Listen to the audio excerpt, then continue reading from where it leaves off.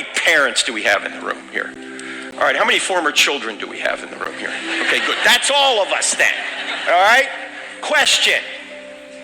If your parents approved of everything you wanted to do when you were 13 years old, would they have been loving? No, of course not. Love doesn't mean approval. Love doesn't mean enabling people to do evil. Love means you're standing in the way of evil. If you approve of everything some kid wants to do, you're not loving, you're unloving, you're an enabler. In fact, in the passage that everybody reads at their wedding, but nobody obeys, 1 Corinthians 13, here's what Paul says about love. Love does not rejoice in wrongdoing. Love rejoices in the truth. Love always protects. Love always perseveres. You don't protect people when you're approving of the evil they're doing. You're doing the opposite. Knock it off. In fact, Jesus, who went to the cross for us, gave us one new command. You know what the one new command is? Here it is.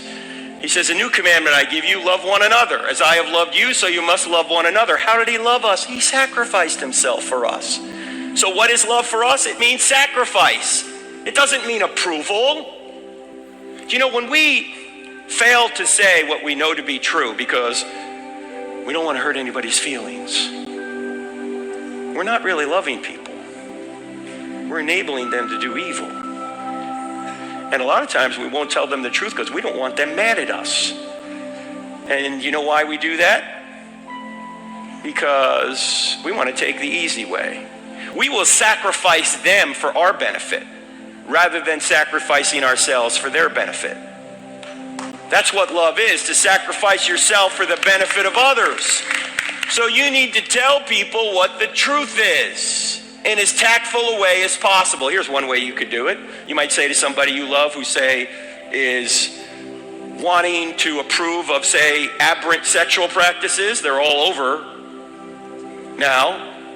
You might say to them, hey, if I was about to go down a road you knew that would hurt me and hurt others and would be against God's will, would you love me enough to tell me? What's the other person going to say? Well, of course. Great. Can I do the same for you right now? Love does not mean approval. Thomas Sowell is now 94 years old and says everything well. Put it this way. He said, when you want to help people, you tell them the truth. When you want to help yourself, you tell them what they want to hear. How often do we tell people what they want to hear? Oh, we don't want to risk the relationship. Well, what kind of relationship do you have anyway if you can't tell them the truth? What are you risking?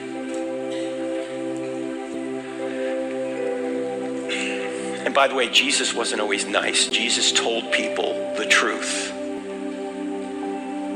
In fact, if you think Jesus was a nice guy who's never said a bad word about anyone, you have not read John chapter 2, John chapter 8, or Matthew chapter 23. Jesus was not Barney. Can't we all get along, boys and girls? No! I came to bring a sword. It's going to divide mother and daughter, father and son. How often do you hear those passages talked about?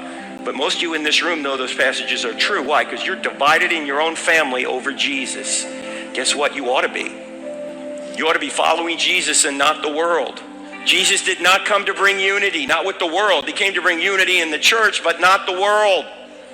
So Jesus was tough, and he didn't approve of everything, quite obviously. In fact, if love required approval, then Jesus was unloving. If love required approval, then you couldn't love your children. Now, you love them when they're little, but when they become teenagers, yeah, you love them, but you don't always feel like you love them, right?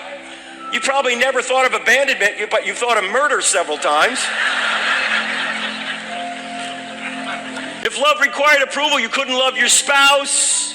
You couldn't love your enemies. How do you love your enemies if love requires approval? In fact, God couldn't love you if love required approval. Love does not require approval.